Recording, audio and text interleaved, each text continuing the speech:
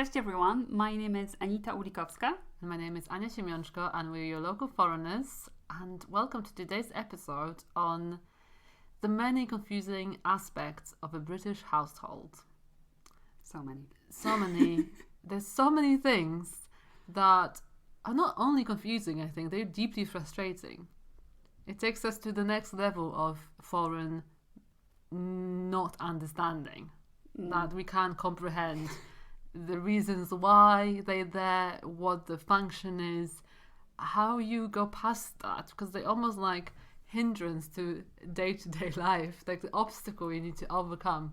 So I think we should just fire through it and go thing by thing, name all of the household items that really deeply annoy us and why, and be very logical. You will see by the end of this episode, I promise you, you will be on our side.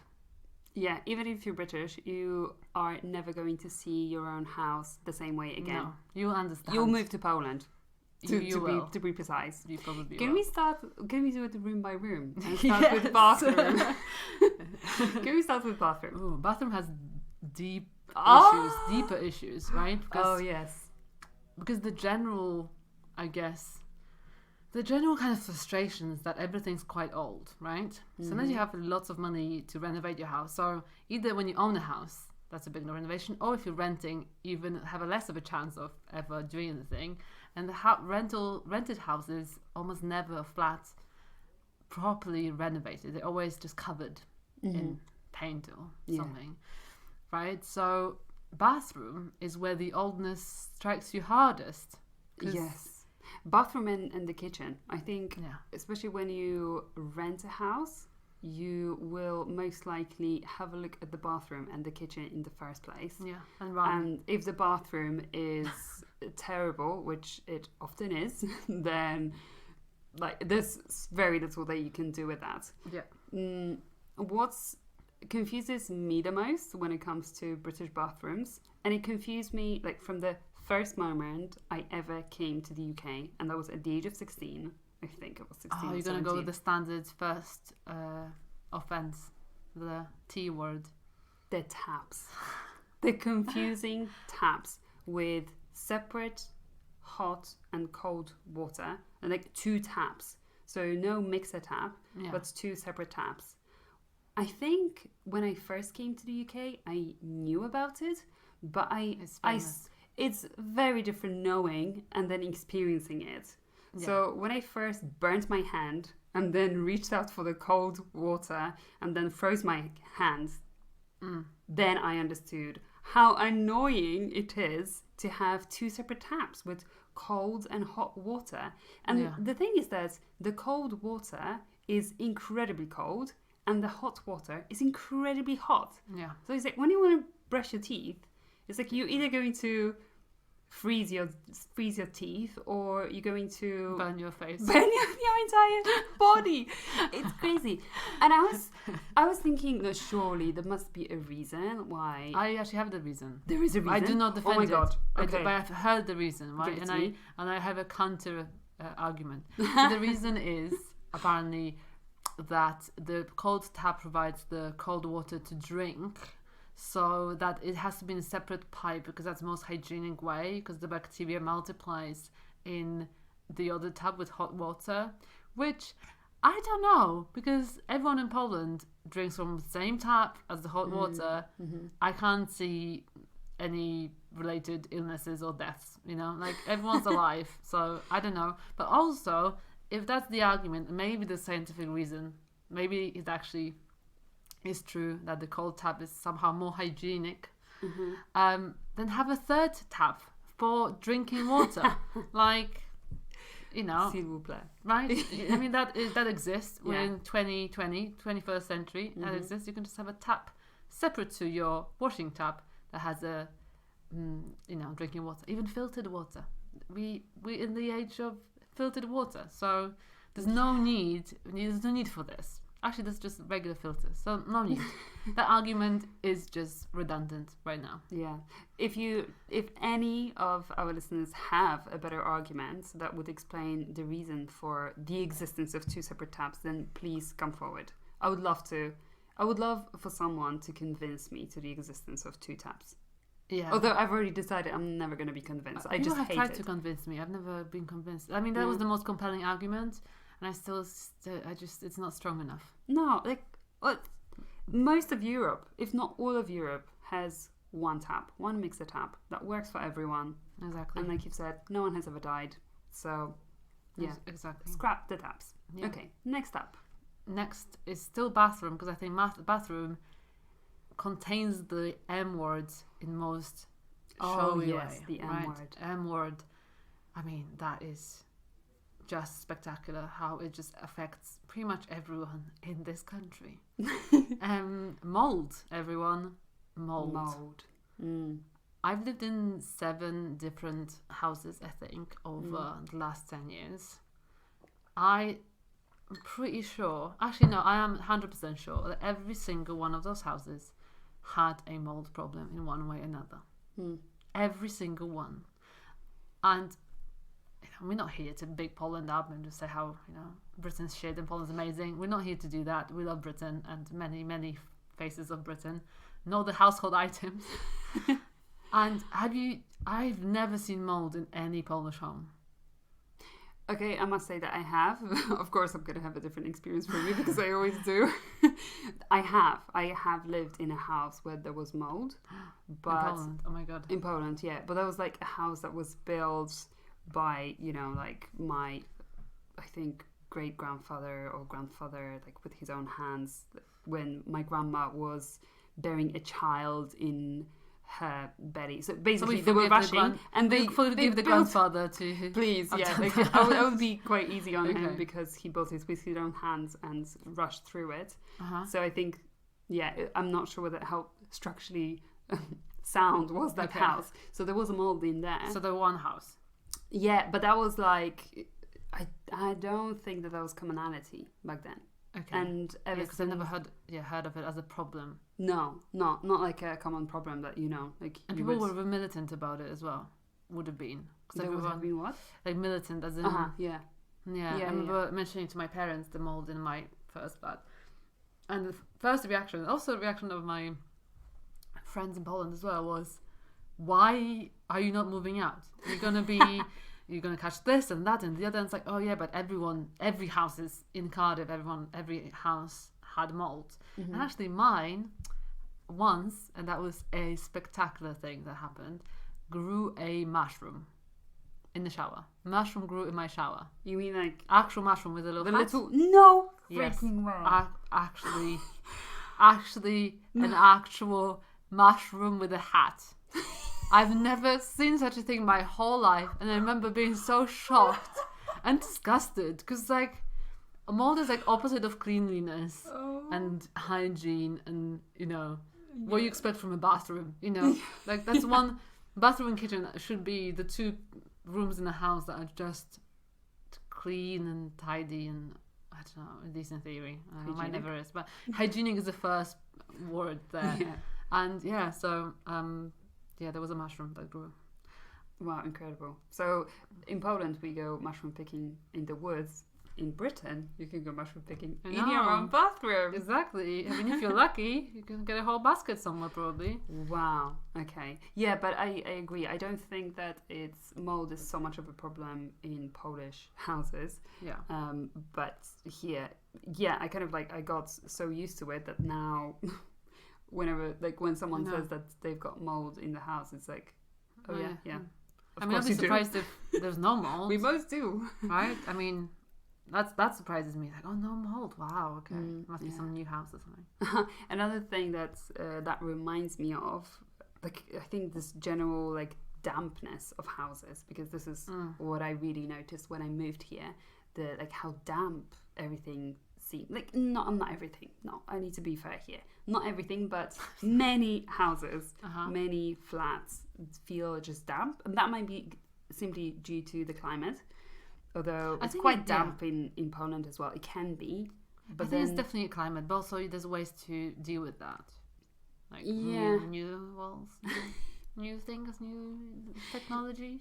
But the thing that I wanted to talk about that is still in the realm of the bathroom in Britain is carpets.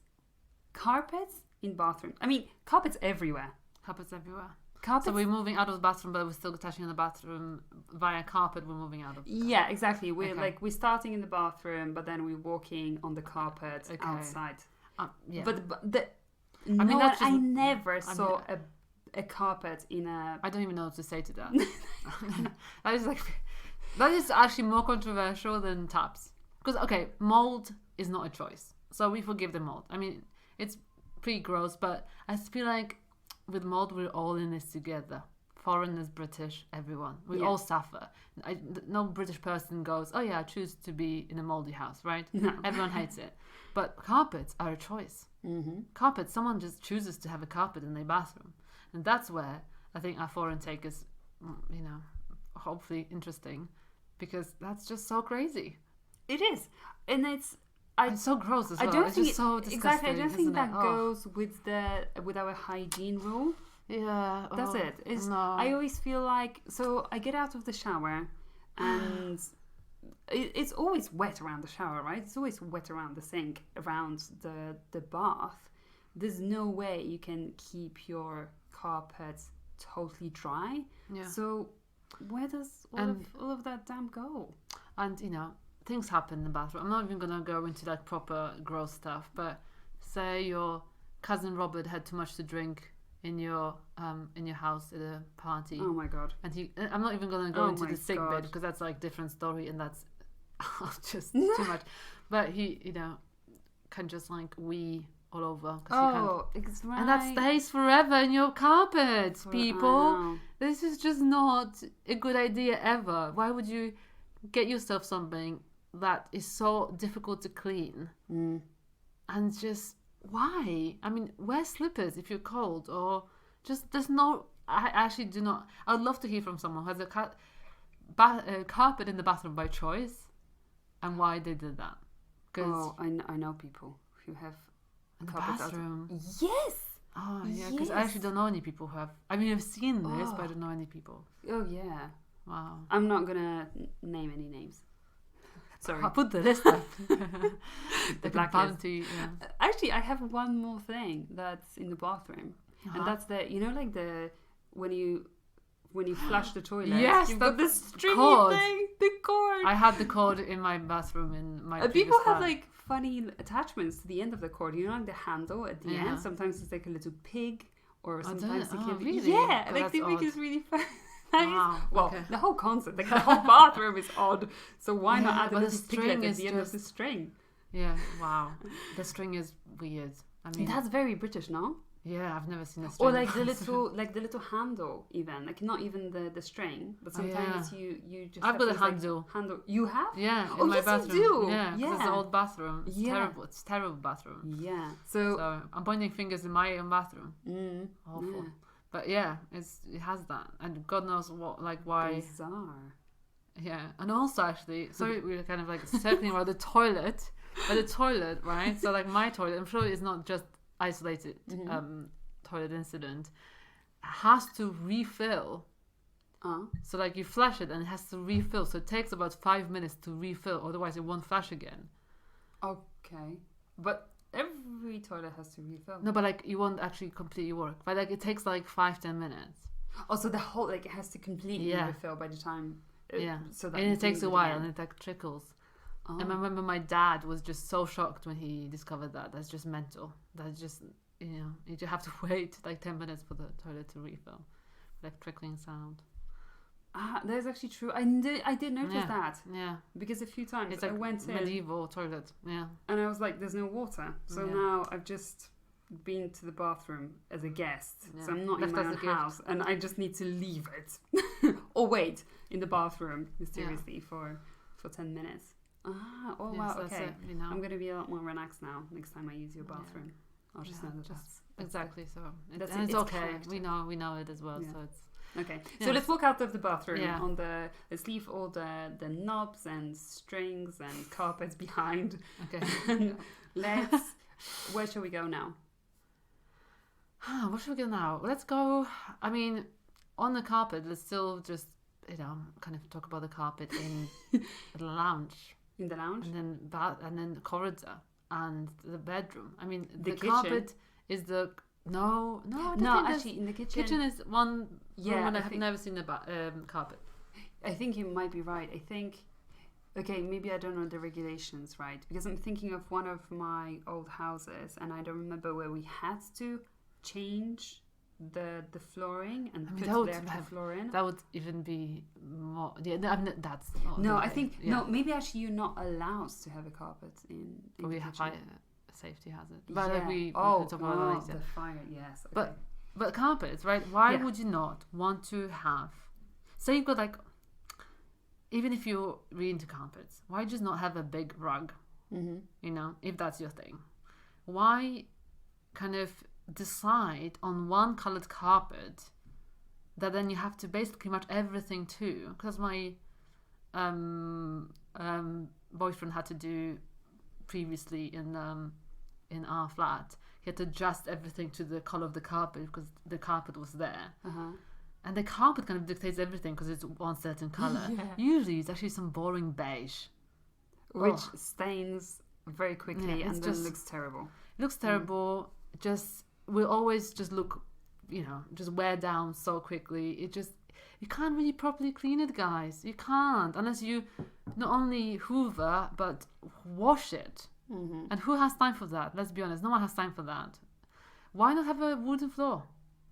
Which is so easy. It's so easy, and it's like And it looks class as well. Yeah, it just looks and just, if your feet are cold, then you can always put a rag on the floor or just put slippers on and you'll be fine. Actually, my boyfriend pointed out that he has seen rugs on carpets.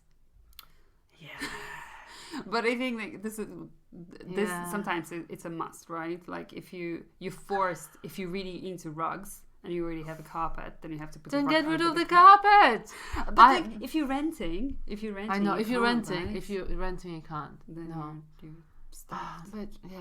But yes, I've seen that as well, and I mean, Okay, while we in the lounge, then yes, weird location of radiators, yeah, they're all like over the place, everywhere, yeah, and also old radiators as well. but I had very you- old radiators in Poland, so I don't know whether that's a rule. Okay, right. Okay, maybe This is just okay, like I'm we're backing coming off back to like everything seems to be really really old. Yeah, But yeah, the weird location of radiators, that's yeah. like they're always somewhere where like mine is just on the main wall, in the middle of the main wall. Yeah, it makes no sense. No sense. And like you have to like cover it somehow with the plants that die because of the carpet, because no, not the carpet, because of The plant sacrifice. yeah, or like Oh. you have to just play some weird gimmicks to cover the freaking radiators. Yeah. That's another weird one. That's true. The wallpaper. Oh, the wallpaper. Why? Again, why? Why put an extra work in to make something look worse and then so much more difficult to get rid of? Because I think I've had a room where we had to... Oh no, actually, I've even got a better thing for you. Oh. In our flat, someone had wallpapered, if that could be a verb, ceiling. Right? Okay. So that's literally another level. So that's unmovable.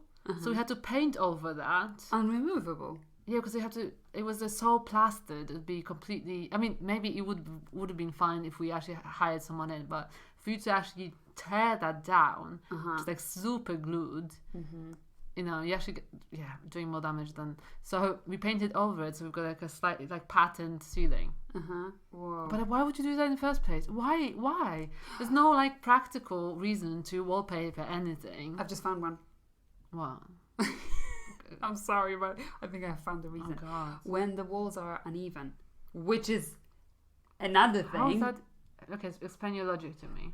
Well, so if you have an uneven wall, How do you make and it if even? sometimes it's not. Well, it's just not even. So like this wall is very smooth. I know that. It's very smooth, but if it's old and like maybe I don't know whether it's like structurally it was built in a way that's uneven. So like if you paint it, then you can see all the unevenness. Yeah. Or like all the bumps. So then if you put a wallpaper over it, especially if it's like textured wallpaper, like for example here, I'm now pointing to one of the walls in the lounge that we were in. So this is textured. Yeah. Why? I don't know. I really don't know. But like, I'm guessing that's why. Although I'm looking at this wall and it's beautiful. But is it plastering? You just plaster your wall before you paint it anyway. There's no need to put a. Okay. Yeah. I know. No. Yeah. Okay. Moving on. But also on the topic of walls, it's just enough. Okay. Look, I sense some anger there. Moving, but you have something more on the walls. One more on the walls. Okay. It's the.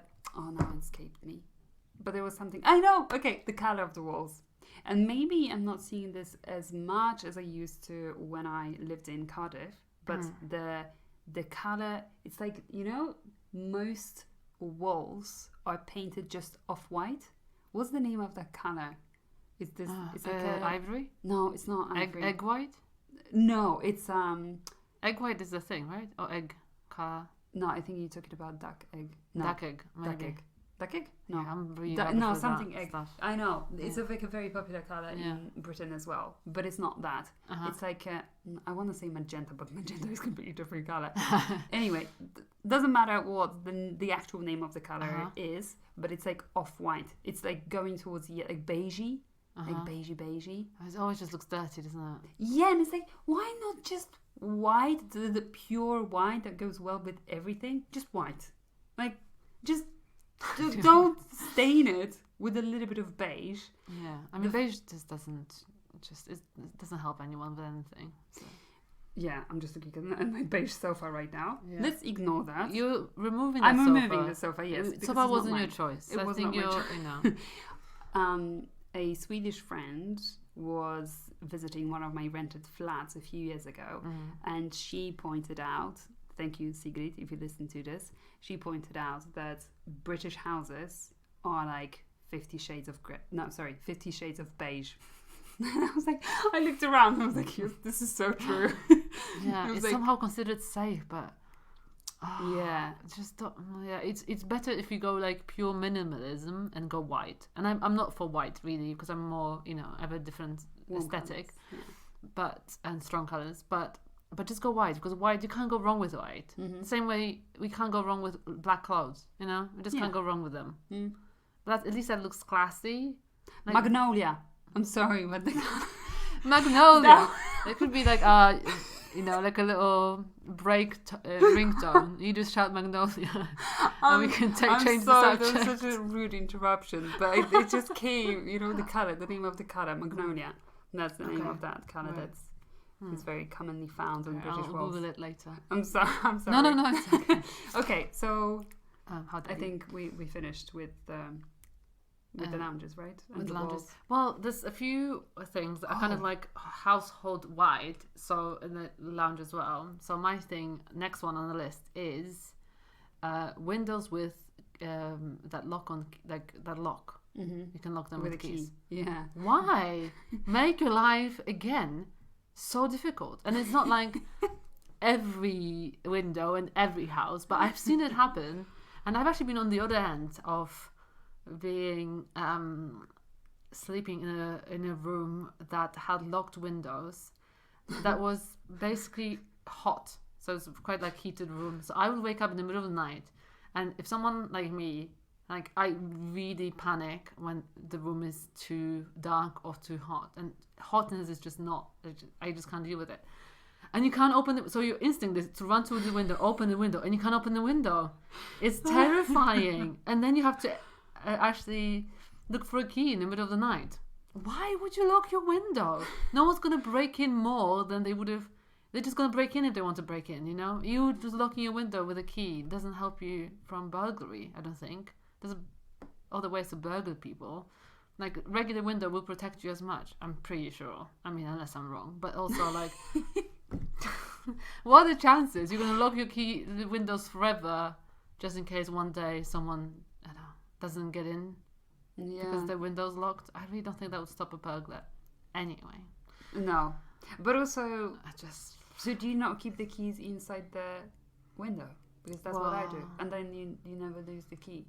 But why? But I know, like, the whole concept why would they didn't have the key? So, yeah, I had to look for the key. Yeah. So that was not fun. Agreed. So maybe it's my personal grievance because I really didn't have fun that night. So no, but it's like, I think it's like if you have double glazing, don't you have... No, you're right. You still have the lock. Even if you have double glazing and that little handle, like most countries have, you still have that little button and the key.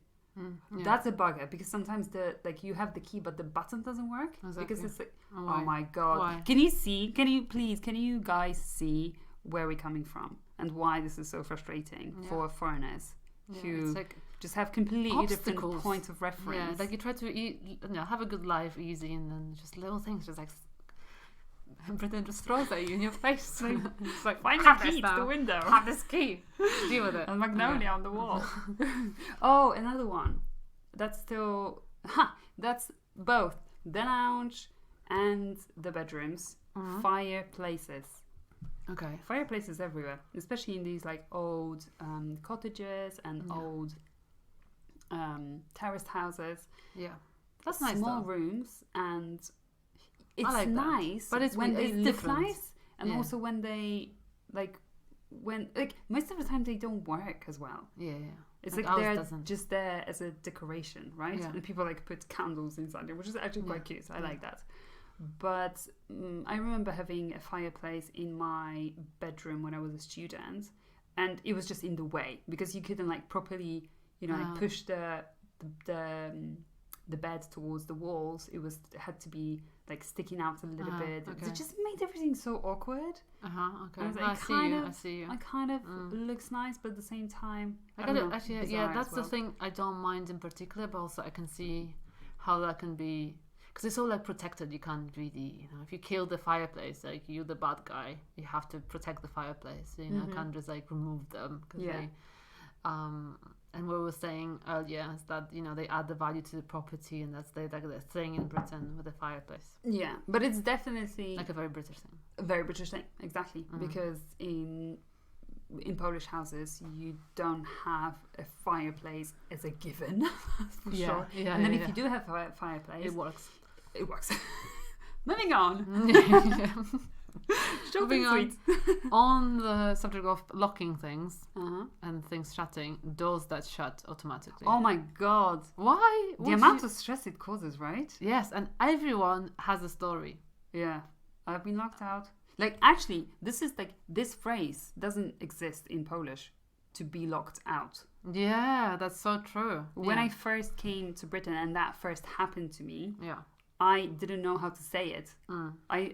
Somebody eventually let me know that, you've been locked out. You've locked yourself out. Yeah. I was like, okay, fine. Yeah. Now I have the language to describe this situation, which happens. Yeah, our doors so like often. that. For example, now in our flat. And pretty much most of the doors I've had. Sounds like a very interesting conversation. Most of the doors. But yeah, they kind of had that lock. And I remember one time... And that was even better.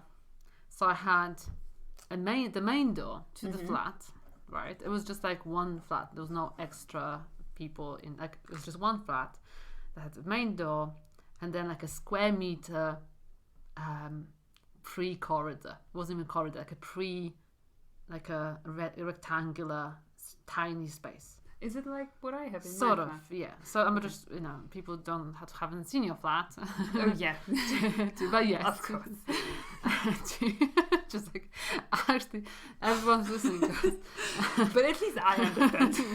Yeah. So just like Anita's flat, guys. Yeah, exactly. You know what we're talking about. So that was the main door, and then there was another door. So imagine like on the side. So. How to explain this? If you go in and you in that little tiny rectangular space, you've got a door to your left. So you go in and you've got another door. Okay. Almost just like maybe heat pretension. I don't know why there's a door and then another door immediately. which would be even, because we've got that in Poland as well, and maybe it's quite common, like a door and a door, maybe to keep the heat, circulated or whatever. But that's not strange. The strange thing was that the main door opened with a key, but the other door was the shut lock door. Okay. So you had to always close the main door behind you, because if you just, if you just left it, it would not shut. Whereas the door in between the pre-corridor and the corridor was a lock-shut door, whatever you call them. So yeah, it automatically shut behind you. So my boyfriend once, leaving my place, I was already in work. I just forgot to mention it, right? And he already left the corridor. The door shut behind him, and then he realized that the main door was locked. No, he was locked in that tiny space. He was locked in that tiny space, and that happened to many people. Just they had more space in that space, Like I've heard of these stories, but I think he won all the stories because it was tiny. Like he could just crouch down, like you could not even like straighten your legs.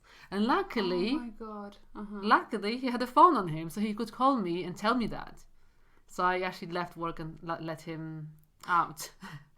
But if he hadn't, he would have been just stuck in that place for hours. He would have died there probably out of.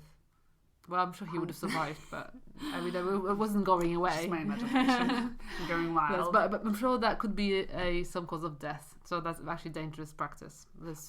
Can I actually tell you that? Okay, this is. Shall I tell this? Oh, okay. I'm gonna tell this because I started, so now I have to tell this. But this is not nice. Someone actually died in our. Wow. Okay. Thanks, Anita. I'm so sorry. No, but seriously, someone. Died in like a little, I think it's a little room in the communal corridor where you have access to all the like meter reading stuff, for electricity or something. So like basically, but it's like a teeny room, like probably half a meter by 1 meter, with a door, and I think a homeless person went in and they were locked shut. Yeah. Basically, they went in and couldn't go out, and they passed away in that freaking cupboard. In a cupboard. So again, this is just. I'm really sorry for killing the mood right now. I mean, all my jokes vibes are. Yeah, but this is to say, like the automatic shutting door, not a good idea. Actually, I don't think so. I'm sorry to be so like snippy, but with all the health and safety. That's actually actual health and life hazard. Death hazard. And you have the proof. Death hazard. I mean, because it was death. That's what I want to say. But no, but actually, health and safety in the houses. That's another level. Like I don't think I ever had in my houses in Poland the even like the smoke detectors, I don't think. Yeah. Not that they are a bad thing. They are a wonderful thing. But sometimes they just like go off in the middle of the night. That happened to me when I was more when I was a student, and those things just didn't work because it was a student house. And it's such a traumatizing experience when you hear that noise, like all of a sudden you're sleeping. But how many times were you stuck outside halls in the middle of the night because someone drunkenly fried an egg? Yes. I mean, Jesus Christ. I mean, there's so many times. And also I remember with the fire doors especially, and then just obsession with the fire doors is like, I get it, but also, I mean, fix the mold first. Probably that causes more death than fire, How many fires do you hear of? But you remember that? I'm just trying to tell my story here. I know, okay. Because I was really into it, and then I remembered the fire that killed the entire family. No, the entire tower. You remember that? Was it the? Thank you for listening, guys. I mean, God, it's a very light podcast. That's really just turned into a. Yeah, I'm swaying towards death today. I think it's because of the conversations we had prior to recording. I mean. Okay. Now, I'm not telling my story now. about student days and complaining about fire doors shutting and us having free drinks in the corridor because someone that happened and it did happen. Okay. Yeah, so maybe the fire doors are there for a reason. Let's not talk about the fire doors. The fire doors, that we should have in Very, Poland. very good invention. Yeah. Smoke detectors, very good invention. Yeah, we do approve of those. Yeah. Yes. Okay. So, is there anything else that? Do we know we're ending? You off? No. We cannot end on the death note. We're not ending on death. Okay. There's another thing that I do not understand in Britain, in the British household, and it's the plug, the electricity. What do you call them? Plug? No, but like plug is the thing that you put it into, and the thing that goes in, is that still a plug? Socket? Oh, maybe so. Socket is the thing that goes. I mean, both are kind of like because they go together, right? So the construction of the plug and the socket is it causes so many frustrations. It's so hard to get it out. Socket.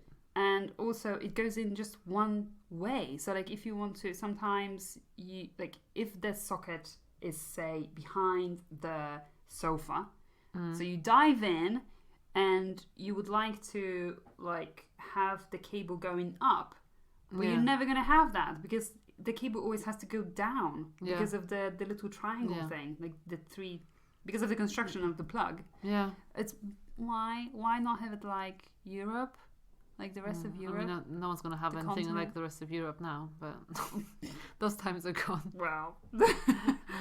Right. Yeah, so, but it's true. I never understood why they were not changed to something more logical, like just that 2-point. Yeah, no, absolutely, and it's just really frustrating. It's probably something to do with health and safety, I reckon. It's probably like safer to have that over. Yeah, because like say you can't have plugs in the bathroom in Britain. Oh my god, another one. Yeah, because it's health and Why safety. on earth? This is like the one of the greatest inventions of the continental Europe, to have plugs in bathroom. Like if you're drying your hair, you dry your hair in the bathroom, and you need a socket for that, and you don't have that.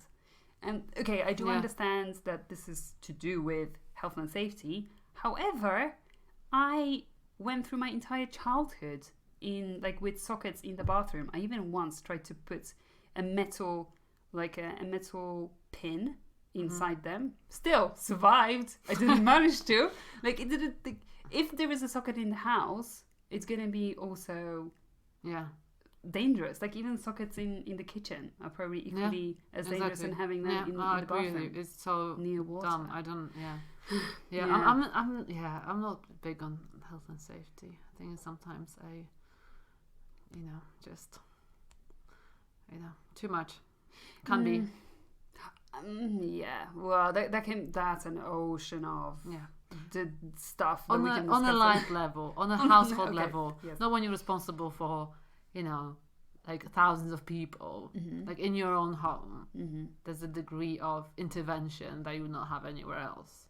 Oh, but can I tell you that most of accidents happen in households? I give up, guys. Okay. I know. Sorry, but I worked for a construction company, and this is crazy. More accidents apparently happen in households than on construction sites, because on construction sites you have such severe rules. Severe? Is that strict? Maybe severe. Sounds bad when you say it. Okay, strict rules. You've got very, very strict health and safety rules, and if you don't follow them, this is in Britain. If you don't follow them, then like you can be in serious trouble. Yeah. And then you go home, and you're like, I can do whatever I want to do, and then bang, you fall and you breathe. Oh my god, I'm talking about deaths again. No, okay. Obsessed. I was just about to say, before you mention another death, that I actually wanted to praise you for that other point of view, because I think maybe there's quite a few listeners, regardless of their nationality, thinking, they're dissing all this health and safety stuff, and that's really not great, because it's there for a reason, and people, I'm sure, have died or injured themselves seriously. That's why they were put into place. So it's nice that you represent that other side of Albert Ashley. That is, even though it causes you inconvenience or frustration, or you're annoyed and we laugh about it, there's a reason for that. So I completely agree with it. But so I was about to say that, and then another death. No, I'm sorry. So can I can save myself. British houses cause death. That should be the title of this episode. Or prevent death. Maybe. Which one? Yeah. I think we've given a case for both. Yeah, so you choose. Please vote. Okay, there's actually one more thing that comes to mind when thinking of the British household, and that's a cute one. They're tiny. Tiny? Mm-hmm, they're so tiny. What are we talking about? I haven't said the thing yet. Oh, the houses are small. Oh no. Well, that's true. And they're kind of cute, actually. But that's true as well. But what I was going to say is the thing that comes to my mind is the Henry the Hoover. Right? That's a Your face is so happy right now. Because I find it hilarious. I know, there's a thing. thing. The Hoover. Henry, I know. It's actually such the a really popular... good Hoover is So apparently one of the best Hoovers. You see, like I don't like Henrys that much. I find them cute, and I really. I mean, I don't have one. I wouldn't buy one, but sorry, Henry Hoovers. but apparently they're really, really good because you should always look at like what the cleaners clean with, and if they use the best stuff. So. And that's true. When I had a cleaner, she said that she always preferred to use Henry the Hoover. There we go, Henry the Hoover. One cute aspect of British household. Yeah. Is there anything? I'm thinking. Yes. There's silence. No, I was inside my head thinking about.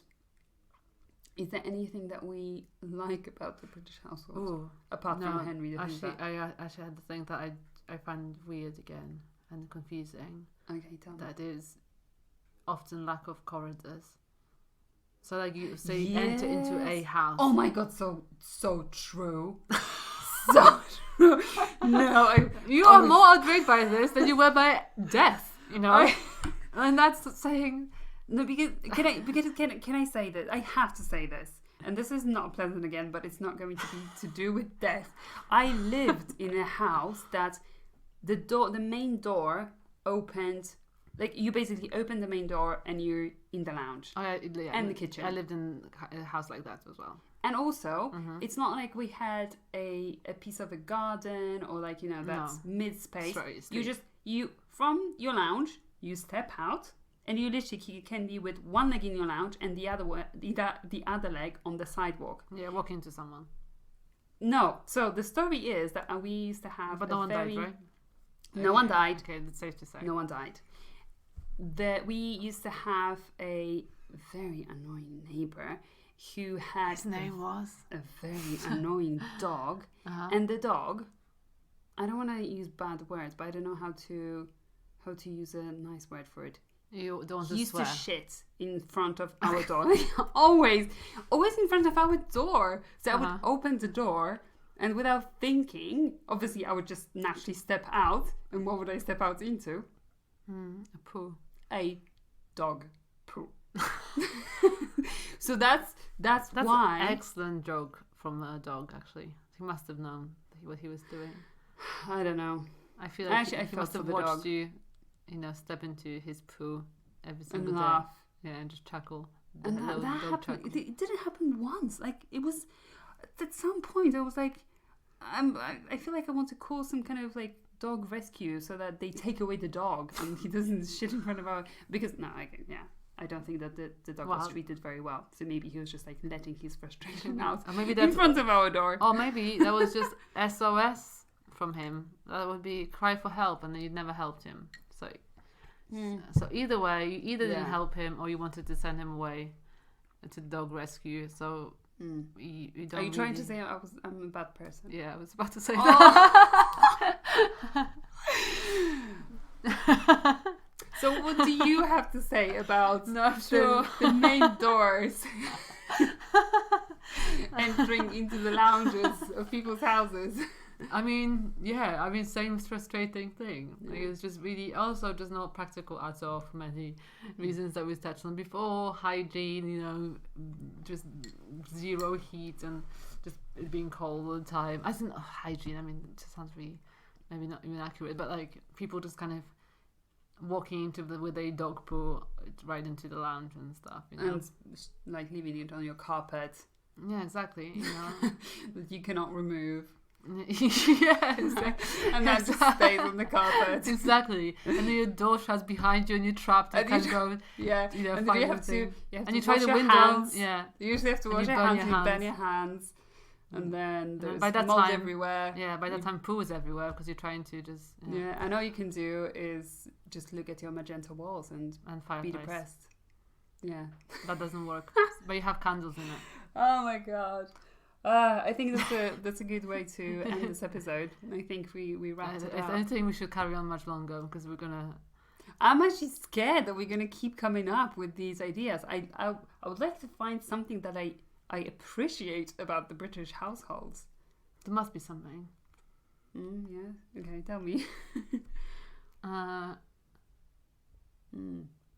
British household.